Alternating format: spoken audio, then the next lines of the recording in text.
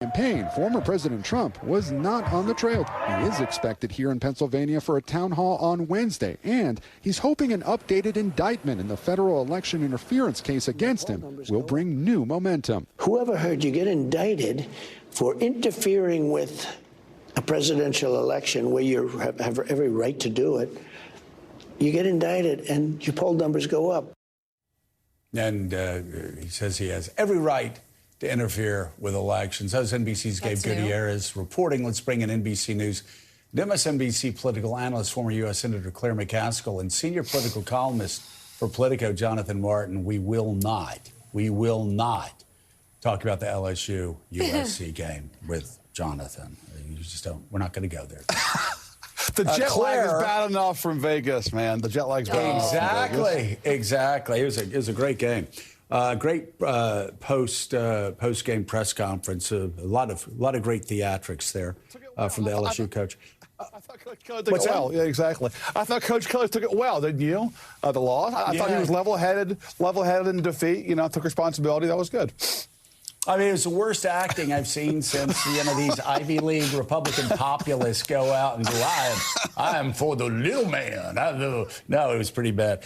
Claire, so I've been, first of all, the polls, Claire, obviously breaking Kamala Harris's way. We talked about an ABC Ipsos poll that showed her up, I think, 6 points. But you go inside there, and again, it's just a snapshot.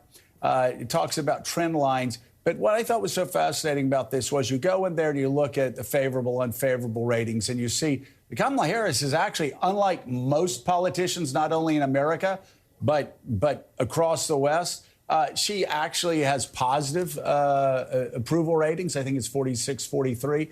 Donald Trump, way upside down. And so we've seen all the sort of a continuation of bizarre behavior from the Trump campaign, flip-flopping on immigration, flip-flopping on abortion, flip-flopping again on abortion, the thuggery at Arlington, and, of course, the mainstream media trying to make this like any other race, going, yes, but what about Kamala Harris's interview? And it's ridiculous. What the mainstream media is doing, trying to make this like any other race when it's so clearly not.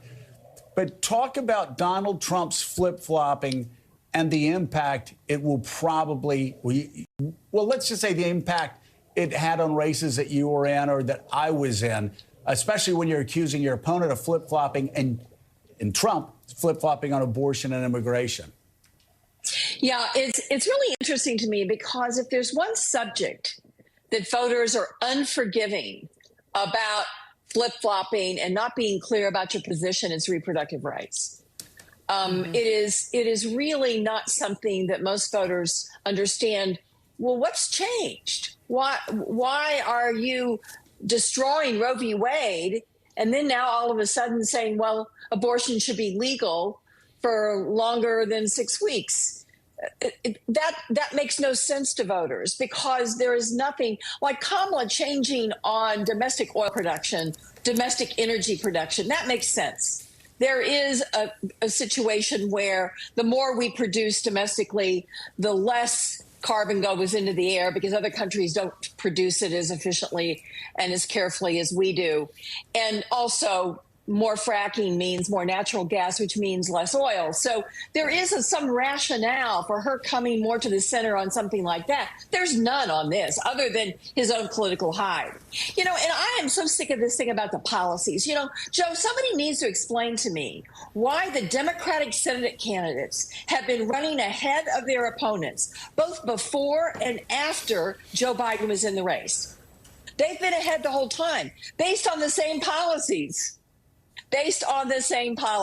So everybody who thinks that Trump, if he just hews to his policies, everything's going to be okay. No, it won't be, because if that were the case, these Democratic Senate candidates would be in trouble. They've never been in trouble. We have been running ahead in every battleground Senate race since the beginning of this campaign. So, Jonathan Martin, we often say that voters kind of tune in after Labor Day to a presidential election. Well, here we are 7 hours and 7 minutes after Labor Day. We've shown some of the polls. margin of error race in many of the national polls, just outside in that ABC poll, and a 6-point advantage for Kamala Harris, neck and neck in just about every state that's going to decide this election. So as people kind of settle back in, back to work, back to school today, what's the state of the race? Competitive toss-up with maybe the slightest tilt toward the vice president, but not by a lot. Look, you guys know this. For a Democrat to win the Electoral College, they've got to have a pretty healthy lead in the national popular vote. The data shows that right now she has that in the national popular vote, but it's obviously a lot closer in the swing states. I think the biggest difference between now and when President Biden was the nominee is that the VP has an insurance policy, and the insurance policy is called the Sun Belt. She doesn't just have to win Michigan, Wisconsin, Pennsylvania, and the Omaha House District to get 270. She can actually go to Arizona, Nevada, Georgia, and North Carolina. She won't necessarily win all 4, but if she puts 2 of those 4 into her column, it gives her a bit of breathing room around the Great Lakes in a way that Biden didn't have. And to me, that's the big question is can she make inroads into a Georgia and North Carolina? If she does, it takes a lot of the pressure off Pennsylvania in particular. So I think, I'm watching those 2 states the most closely right now. So Jonathan, let me ask you, and also Jonathan Lemire, on your reporting, what you say about the Boston Globe story that came out yesterday about a Trump campaign aide or somebody that was on the Trump Massachusetts team telling New Hampshire workers, get out of New Hampshire. Right. The Trump campaign's decided this is no longer a swing state. It's Harris's. You need to go to Pennsylvania and work instead.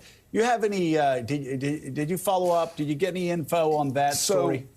I mean, I can tell you from being at the GOP convention in Milwaukee before Biden dropped out, there was talk about New Hampshire, Minnesota, Virginia, New Mexico as being competitive states. And I think that Globe piece is an illustration of how the map has receded for Trump. And he's not going to be able to play in those reach states. And in fact, now I think Trump is much more focused on protecting the Sun Belt than he is going into those traditionally blue states like New Hampshire and Minnesota. And we should note that the Trump campaign aide who said that about New Hampshire no longer being a battleground state has been dismissed, is no longer with the Trump campaign. They're not publicly conceding any of that, but there's no doubt the map has changed with Vice President Harris's ascension to the top of the ticket. That there is states that Republicans thought they could potentially put in play if they thought they were going to a blowout, which they did think during the RNC, no longer. No one's talking about Virginia, Colorado, Minnesota, New Hampshire anymore. To Jonathan Martin's point, the Sun Belt opening up for Vice President Harris. She spent a lot of time in Georgia, including on a bus tour last week with her running mate. Expect the same in the weeks ahead, I'm told, in North Carolina. She's going to do a similar bus tour there, including into some rural counties, where drive up the vote, reduce the Republicans' margin of victory. But Claire, they're certainly not ignoring the trio, Blue Wall trio either. In fact, it should be noted that President Biden, who is still pretty popular in those states, certainly among also older voters, he was in Pennsylvania yesterday. He's also going to both Michigan and Wisconsin this week. I don't think we'll see Biden on the campaign trail a lot for Harris, but when he does go, it'll be targeted. It'll be in those places because there are some concerns that as well as Harris is doing right now, and particularly in the surging in the Sun Belt, she does have a little bit of weakness in those sort of Rust Belt states, particularly Pennsylvania. Yeah, and it's not an accident that this is around unions. Joe Biden is proudly the most pro-union president probably in my lifetime.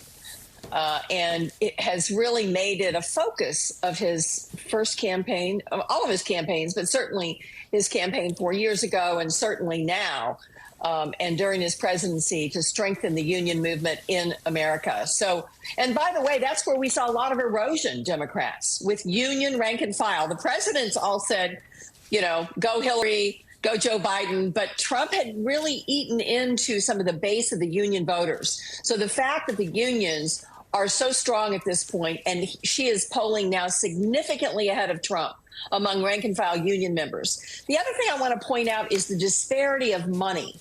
Look at the money that is being spent in these states right now. You can look at Michigan. It's $55 million Harris, $6 million Trump. In Arizona, 35 million Harris, 10 million Trump. Wisconsin, 33 million Harris, only 3 million for Trump. North Carolina, 26-3. It's crazy how much more resources they're pouring into these states compared to the Trump campaign. Let's talk about on the ground, too, Claire. I mean, you and I both know, anybody that's ever run a campaign knows, talk is cheap. And I really, somebody can have a lot of money, but if they're not investing it the right way on the ground, they lose. Talk about the advantage, the massive advantage that Democrats have to Trump, that Harris has to Trump in their field operations, on the ground operations. This is one of the reasons why the Trump, this Trump person was panicking. He was like, Pennsylvania, they're outworking us. They're out organizing us. You guys need to leave New Hampshire and go to Pennsylvania. But you look across all the swing states, and Harris's ground game is so much better than Donald Trump's. Yeah, and you listen, what they did at the RNC is they basically shut their field operation and said, we're going to let the PACs do it.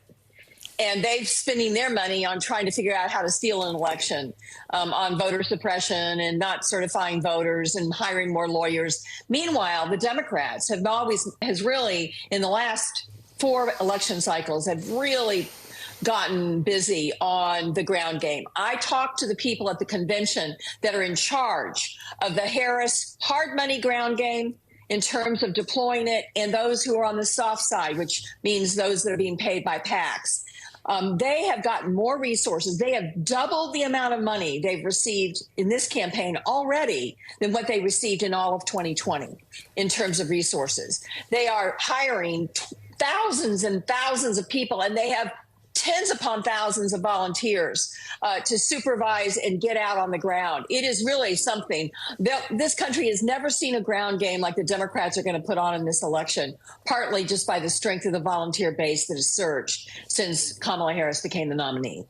Yeah, and part of the problem for Donald Trump about opening this map up is now he's going to have to spend some of those resources, which he has less of, in those Sunbelt states, which he thought he had lined up. It's also the other thing that I'm watching emerging in the polls over the last week or two is really this huge split between young women and young male voters. Clearly, Trump doing better with those young male voters. And every time that Kamala Harris speaks, for example, in a union venue or gets Joe Biden speaking in a union venue, it's not targeted just at union workers, but there is a message there for white men in particular, non-college educated white men in particular, who are breaking heavily for Donald Trump, and peeling some of those away for her would be useful. All right, Claire McCaskill. Go Chiefs. Jonathan Martin, do you have a final word? Yeah, just about LSU. Tough. Now, this is an important point. There was a guy in that clip from the Michigan rally yesterday behind Kamala Harris named Brent Booker in the orange shirt. He runs the laborers union. That's a key union in the building trades, guys. And Claire mentioned this a minute ago.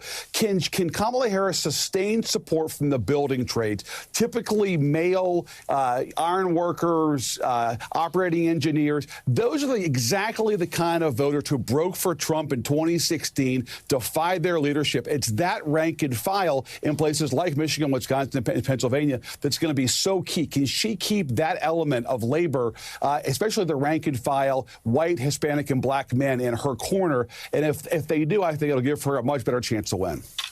It would be absolutely critical. We're going to have Mr. Booker on the show in the 9 o'clock hour. Jonathan Martin, as always. Jay Martin. Thank you so much. And Jonathan, it's a long season, my friend. Yeah. A long